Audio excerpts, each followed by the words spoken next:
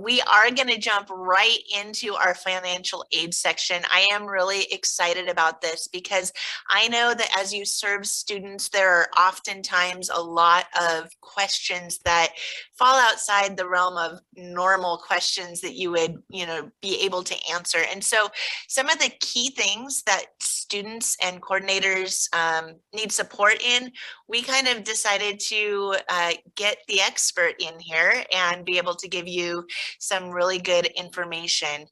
So Michelle's going to go over a variety of things, including dependency status, who's your financial aid parent, professional judgment, and dealing with verification and rejections. And so I'm going to go ahead and give it over to Michelle.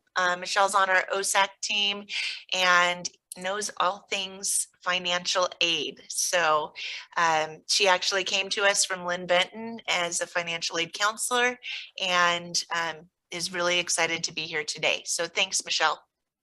Thank you. Thank you, Rochelle. You can see the PowerPoint. Are we good? Yes, we're good to go. All right, how to reconfigure all three screens here. So just make sure we're there. Yes, so thank you, Rochelle. Yeah, I joined OSAC. I'm really excited to be here. Last week of September, I joined the team and have 7 years in financial aid experience. I'm really hoping to share some of that knowledge with you all today.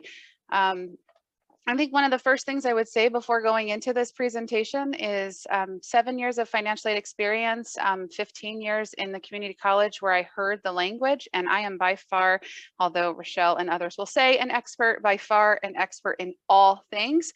And I would never expect that of any of you in the room today. I really hope what you get from today's presentation is knowledge of key information that helps you know when and where to connect your students, so that it helps their experience as they transition from the care of you all in the high school off to the partners and institution settings.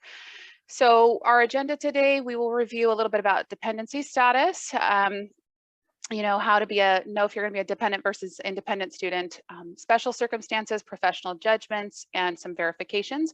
And I really hope to move through these slides kind of quickly so that we can just get to the fun part of the end of some QAs that you may have. So dependency status, this is going to help determine if a student is dependent versus independent. Of course, a dependent student is going to be required to provide parental information on their FAFSA, and then an independent student would provide just their information and if married, the spouses. The FSA programs are based on a concept that is going to be looking at the family and students' ability to pay for education. And that's why one of the first steps is figuring out whose finances and whose household information is required. Being a dependent means that the situation is such that a student's and their parents' ability to pay for education needs to be considered together. This doesn't mean that the parent is actually committing to pay for their college. They may or may not choose to contribute, but it is a baseline that the Department of Education's FSA program uses to keep a fair and consistent eligibility criteria for all candidates.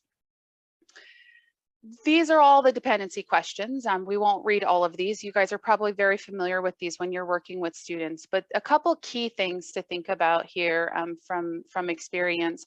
I have had the question, oh, should I just marry my boyfriend and it will be okay? No. These, questions can lead to other scenarios for students. So it's just walk them through and making sure that they're answering them accurately. On this particular set of questions, do you have children who receive more than half of your support? You may have students who do have their own children, and that one is a little bit special. They have to be supporting that child 50% or more. And for some of your students, that may be true and a fair yes answer. For some of your children, for some of your students, if they and their child are living at home with a parent, that's an example where the student is possibly still a dependent. And so it can get kind of tricky in how we answer the question, making sure that we're looking at that 50% requirement, and then how do they fill in household and stuff from there. guidance on that if there's questions as we go. These set of dependency questions are a little less common. The first two here, active duty, it's uncommon for your age populations, but the last three is where there's a lot of emphasis for you all with your high school students. You know, anytime since age 13 where parents deceased, were they in foster care, dependent, or court of youth, you may have a lot that fall within that. In regards to the ward, a ward of court, it has to be for a reason other than incarceration for that youth.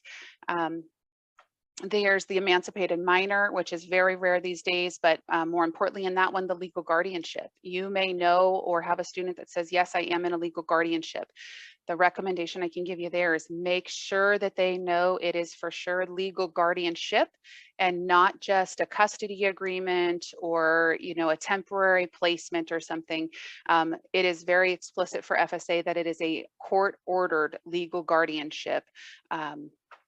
With the unaccompanied youth, we'll talk about that one a little bit more in terms of, you know, your authorities potentially as McKinney-Vento liaison or your district's authority with that and the knowledge that you may have and how to guide students there. Some dependency facts to be thinking about, you know, answering yes to one or more of the dependency questions will result in that student being an independent. So any one of those previous questions, a yes will automatically make them an independent for the purpose of the FAFSA filing. That doesn't mean that they've always answered the question correctly. And so it is a caution that the FAA offices may require documentation of that answer. Example, if you say that you're in a legal guardianship, the financial aid offices may want to verify that by seeing the court-ordered documentation for that. Answering no to all of the dependency status questions will result in being considered a dependent for the purpose of filing the FAFSA. Unique situations may exist within that. So you may have a student where the FAFSA is saying they are a dependent and they may still have reasons they can't provide their parental information, and those will maybe come up in the special situations coming forward. Not living with the parent or being claimed on a parent's taxes will not make a student independent for the purpose of FSA.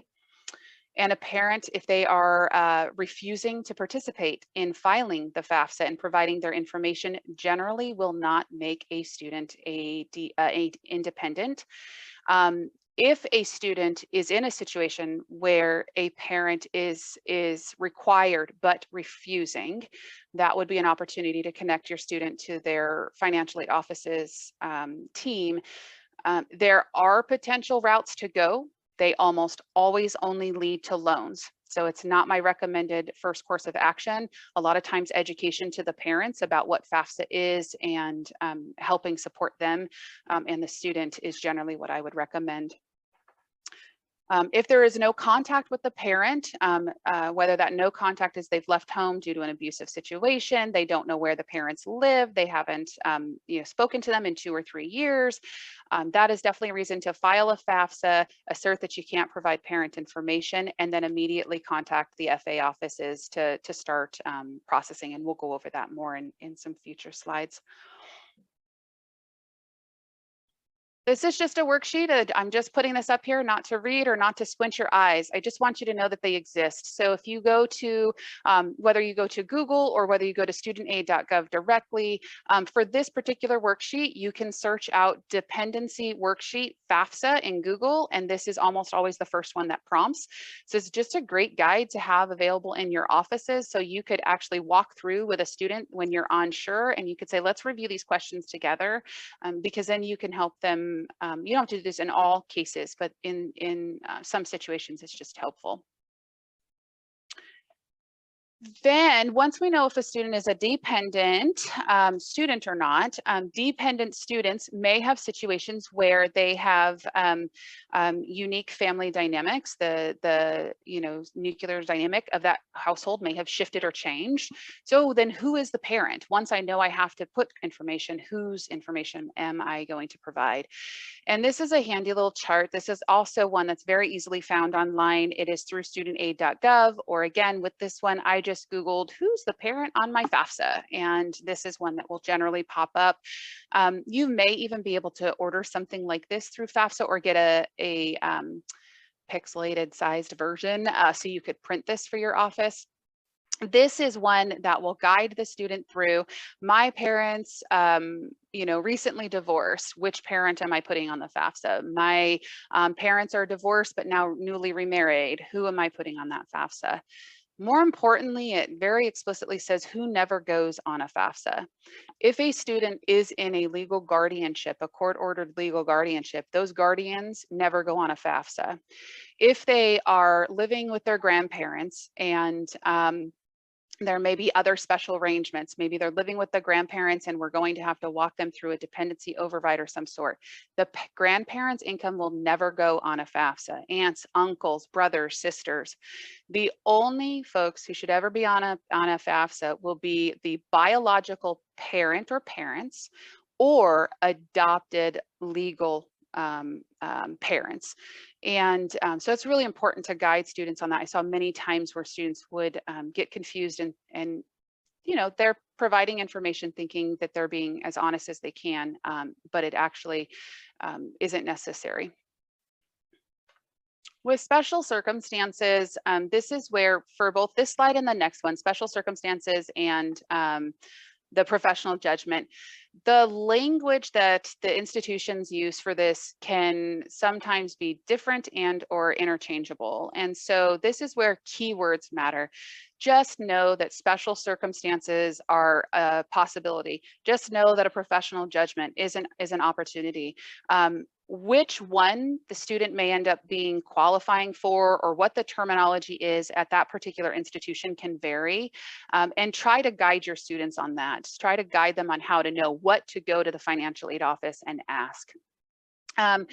With a special circumstance, generally this is having to express a reason that they can't provide parental information. Whether that is going to maybe lead to the dependency override process, maybe they are an at-risk youth and they are not living with their parents. Generally for you all, you have the ability to have them answer the at-risk youth and then they can certify that through the McKinney-Vento process. But those students in the future may have to still verify if they are an at-risk student, year 2, 3, or 4 of their higher education. If this is the student that parents were refusing to file a FAFSA, they didn't want to provide their financial income information for the student. Again, unique situation. Some schools may have a process to walk that student through, and generally it will only ever lead to that unsubsidized loan eligibility. These are all the kinds of topics that are going to fall into the special circumstance realm. This allows the school to find out more information about the student and then determine if they could be eligible in some different format. The FSA is unable to calculate an EFC for these students. Their FAFSA is not going to be what we refer to as valid while it is in this standing situation of determining essentially their eligibility status. And so for many of these students, they will not have an EFC present, and their SAR, their final screenshot with FAFSA is going to say, contact your financial aid office to determine eligibility. So that's the best recommendation that can be given. It's also important to know that under federal law, only FAA financial aid administrators have the authority to determine whether the parental information is going to be required or not. That financial aid administrator at the institution has final say based on policy and guidelines from FSA, and it is not something that a student can negotiate with FSA to have an override done. So within that group, there's the at-risk group. And this is where I think I see a lot of our high school partners can help transition these youth to institutions. So I like to highlight what at-risk means and some ways for you to help this population. Homeless is meaning lack of fixed, regular, and adequate housing. And that may mean living in a shelter, a park, living in a car, campground, something of an instability nature. You know, the term couch surfing, temporary living with people can qualify. If this student is bouncing from one home to another, and at any moment's notice, those individuals could kick the student out and not have a place for them to be, that is a considered at-risk situation. They may be homeless even if they are fleeing an abuse of a parent. They may have a stable place to live where you know, the parent would be willing to let them return. But if that environment is not safe for the student, then they could possibly be falling into this at-risk population as well. Unaccompanied, they're not in the physical custody of their parent or guardian. And in this case, parent or legal adoptive, the responsible parent on the terms of FAFSA. The FAA at the college or career school is going to help this student determine the at-risk status. For you all, again, referring back to that McKinney-Vento, the QA on the FAFSA about are you an at-risk youth, if you know that they are a homeless or at-risk youth, you can advise them to answer that question, yes. And then what you would want to do, my recommendation would be before they leave you in June, is to supply them with a generic letter that they can give to any FAA office that your McKinney-Vento liaison or school district can confirm that they meet that qualification. That is the only, when a school does solicit for documentation, that is all they need. They don't need details, they don't need history, they just need to know that you can confirm that they meet that qualification. Again, just worksheet plugs. There's so many of them out there.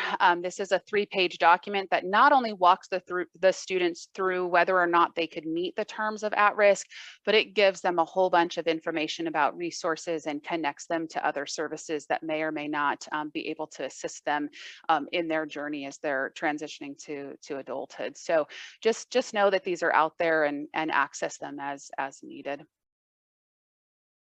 So getting to the professional judgment, for me and the way I viewed professional judgment as an advisor is that professional judgment is a little bit more where as a financial aid administrator, you can use your authorities to potentially change data elements within the FAFSA based on new or different circumstances for the student and or the family. And these are elements that could then potentially change the student's eligibility or eligibility type.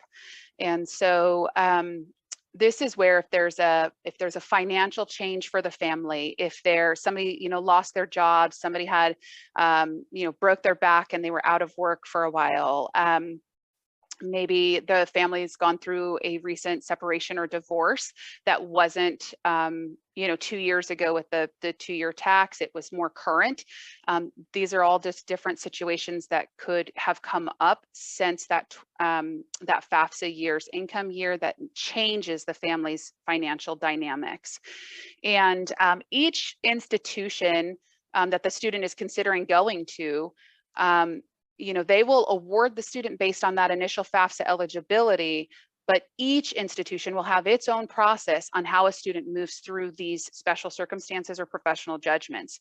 So if a student is wanting to get award offers for 2 or 3 schools, they are going to have to go through these processes potentially with 2 or 3 schools so that those schools can, assess and evaluate and determine if it's something that they're going to change and offer a new award type to that individual.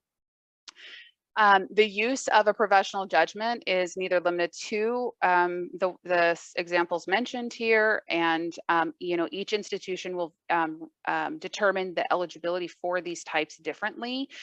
And so this is again that time when a student is expressing to you some personal hardships the family's experiencing or financial difficulties. This is a chance for you to say, hey, this is when you should go talk to your financial aid office and let them know and see what they can offer to support.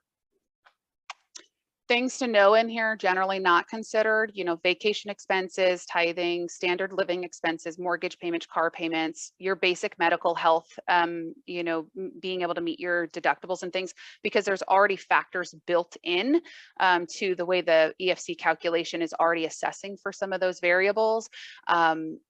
This is bigger things, the loss of a complete wage earners income, a layoff, a termination, dependent costs might be pretty high for some families, you know, those kinds of things. So yeah.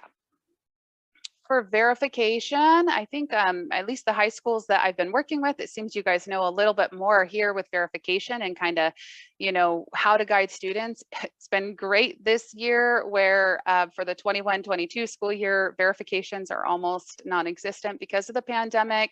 That has helped the financial aid offices help and serve students in their first year of college in very different ways.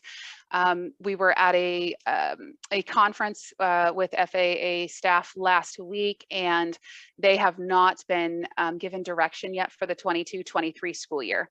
So the 22-23 school year, I am seeing students through our FAFSA Plus data that yes, they are getting selected for verification. Whether or not schools will be required to verify those files or not has not been announced for 22-23, a change to that.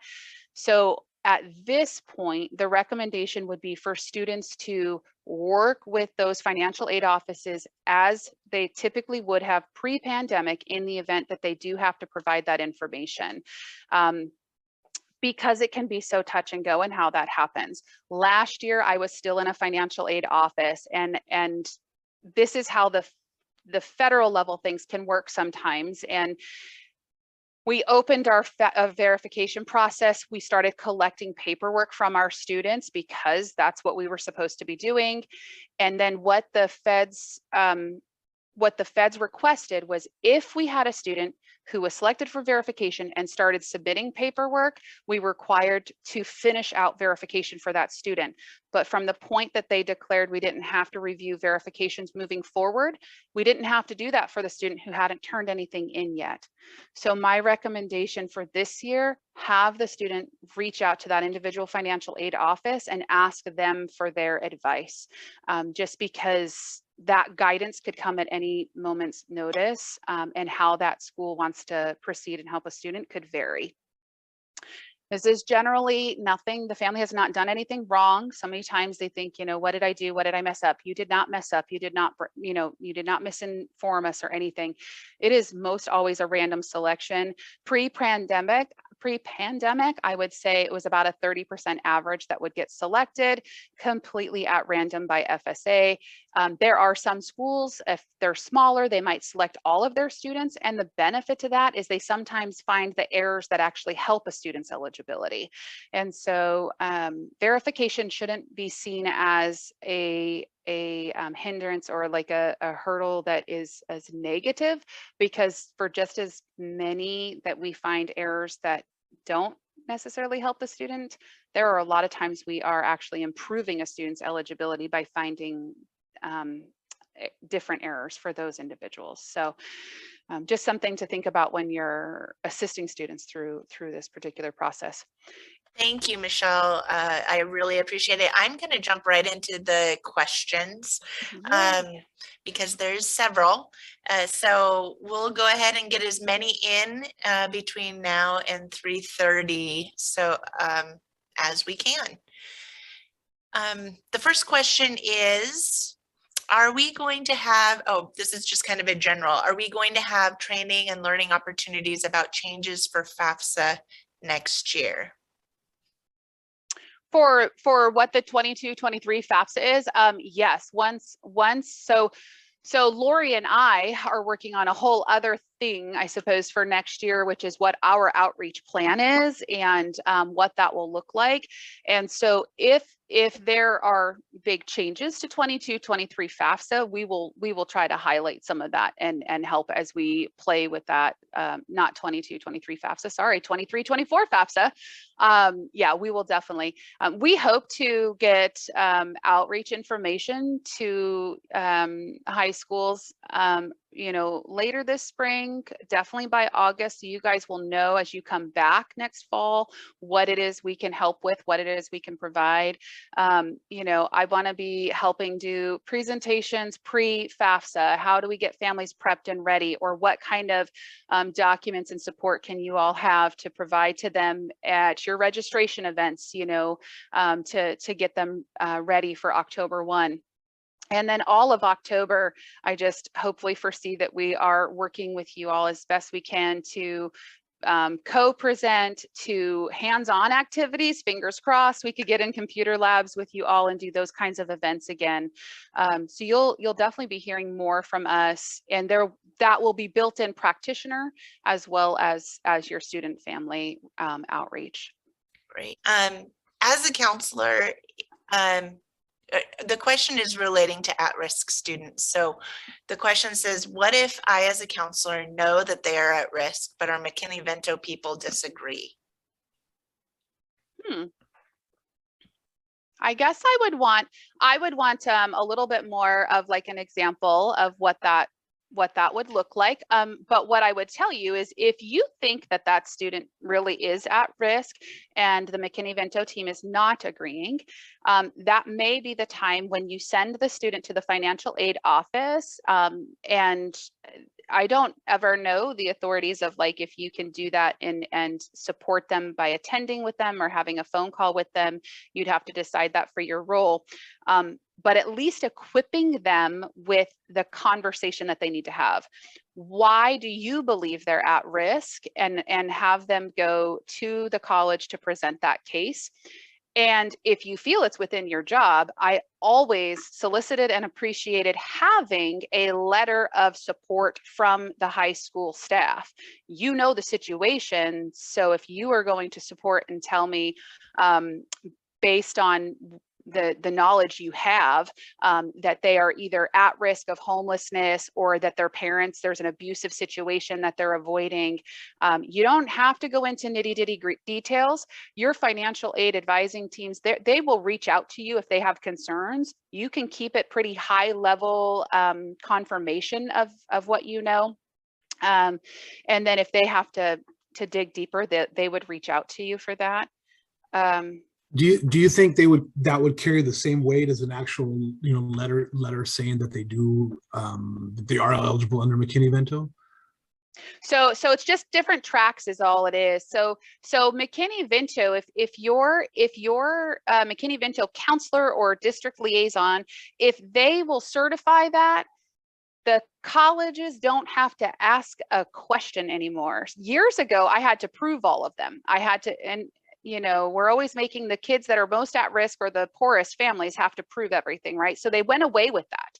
And so they found that when a school or when a student was answering McKinney-Vento per the high school, they found that the rate of students not answering that correctly was so low, it wasn't worth requiring the verification anymore.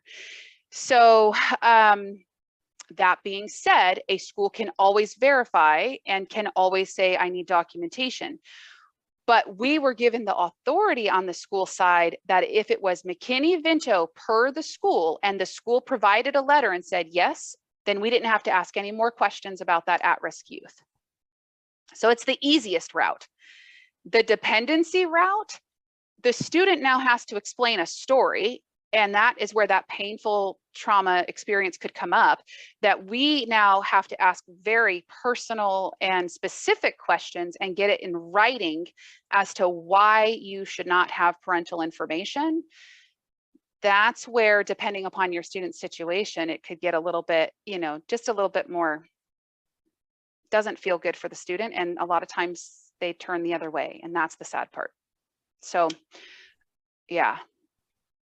All right. And I would be willing, I don't know who that was, Rochelle.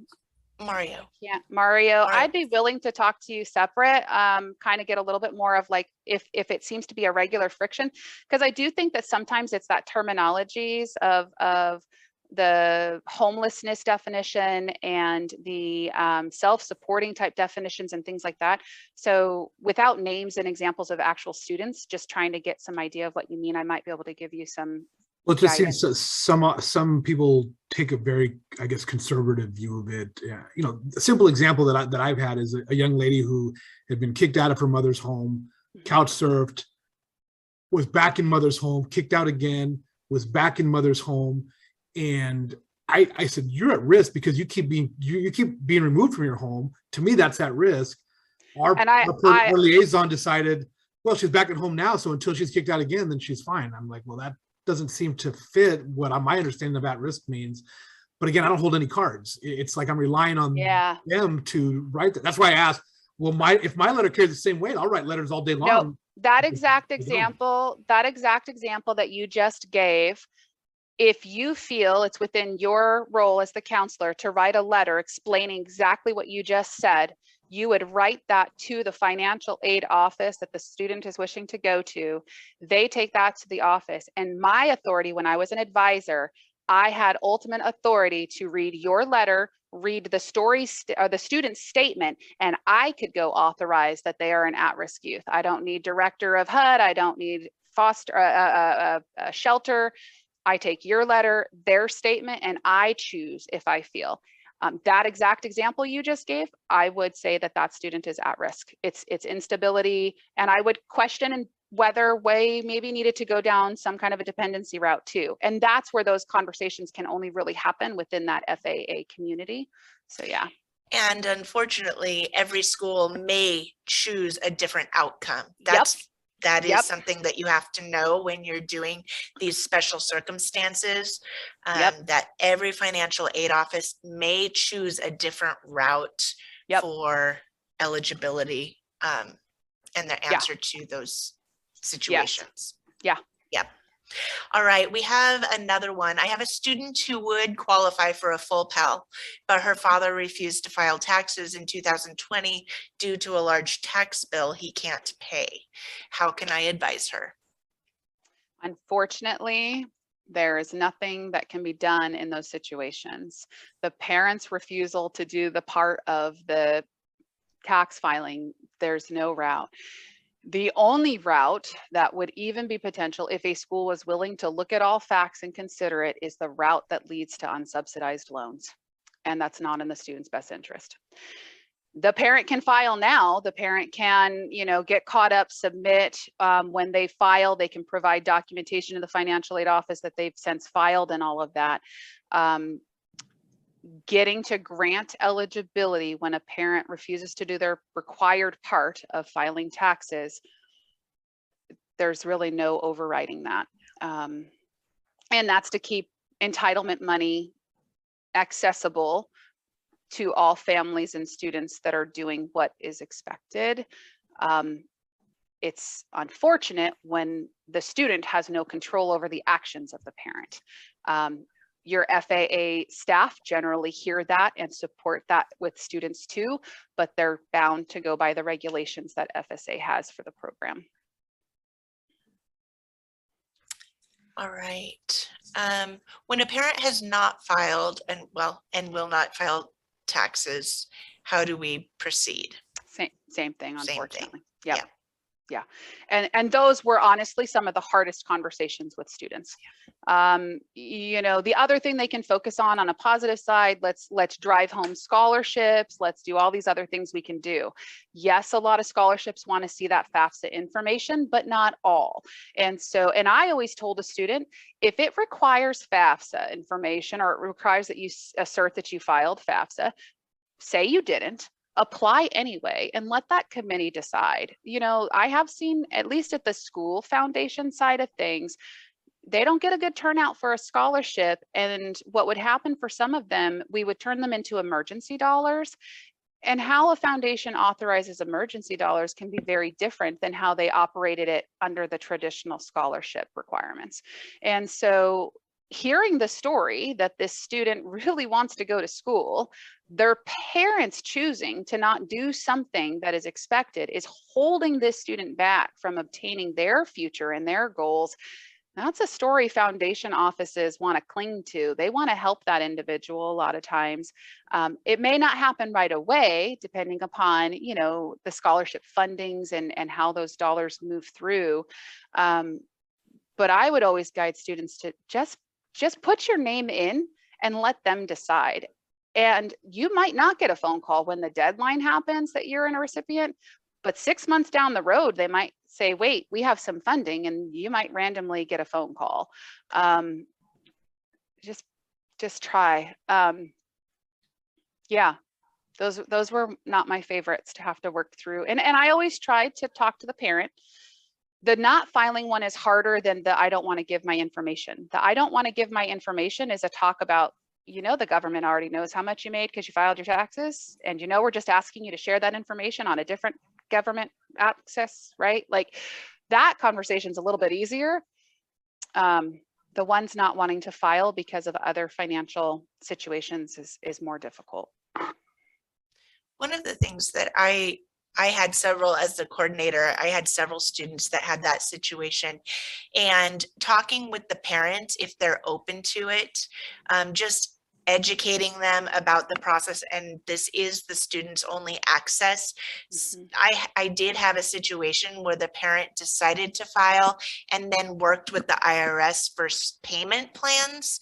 And so that's something that you might want to, at least if the parent is willing to talk to you about that process, suggest, because it did work for me in one of the probably 5 cases that I had when I was a coordinator. So that's always an option. Okay, yeah. There's another question. We have just a few more minutes. I have a set of twins who have a legitimate need for professional judgment. Their dad is not working due to a disability, and this has occurred after the 220 taxes were filed. So this is not reflected in the FAFSA. The college that is their first choice has already told them they will not do a professional judgment until July 2022. This obviously is after the May 1st commitment for their school. What can you recommend? They can't commit to a school without knowing what it will cost. That's a lot. Okay, well, first of all, I thought you were going to say the school just said, no, we're not even going to do that. And my heart was breaking because I was like, how could you say that? Like, this is exactly the student we want to look at. Okay, so deadlines are harder. Deadlines are so much harder. And I have to tell you, having sat in their seat, I completely understand the way these deadlines work, the timing of them, and it all has to do with getting the bulk of your students in. You're trying to get all those awards out. So then by the time, if you get the influx of all the special requests while you're trying to get to the majority of your population, it becomes a conflict of who gets the attention first. Those special situations are so unique. One thing that has to happen first, they absolutely have to be in and awarded before we could ever consider a special situation or change to it. And so that process has to happen first, and then the school can start looking at those specials. My school had the same kind of thing. We had certain deadlines of, you can submit during this period and we commit to reviewing it by this period. Now that gets really, really hard with the larger institutions, university, college settings where there's dormitory, those, you know, locking in, like you said, May 1 deadlines, things like that. The best that I can offer is to have that student talk with that office and say, if I'm committing and I'm submitting this in July, what does this potentially mean? Sometimes they can do, I could do estimates with families and say, okay, based on the income changes, this is what I think could happen. And I would do those, because if it wasn't going to change the student and make their loan eligibility better or make them grant eligible, then there's no point in doing the special judgment. And so I would run test equations all the time. And I don't know if that university would be willing to go to that level of care and checking with that student. That's a big ask to say, commit to my college by May 1, but I'm not going to tell you if we can make a change until after July 1. Yep. So I would just push back a little. And there's follow-up questions that several people have, even more so to making the commitment. It's the reality that scholarship applications require an EFC, and if the EFC is over the amount but with professional judgment, it would be under, you know, how does the student, you know, the student should be eligible to apply for the Ford, for instance, but can't. And so it sounds like what you're saying, Michelle, is talk to that school, and that's really the only option. Maybe look at other universities who might be willing to do professional judgment, so you would at least have a number for the Ford application. But keep in mind that one school willing to do the professional judgment doesn't mean the other school will. Exactly. And so that's what's so hard. And it really ends up being the relationship that you can get to that school and just, you know, say, that one's tough. And Rochelle, I want to let you know, because it is time. I'm not in a rush. So Okay. I will be respectful of you and everyone. If we've got some continued questions, I'm willing to sit here and answer some more. Great. We have had a great time today. I am going to go ahead and let those of you who would like to leave go. Thank you for joining us. We will have our next event next month is going to be around career and trades and apprenticeships. So join us in March. It will be in the morning, so I can say good morning to everybody. And we'll send information out to you about that event.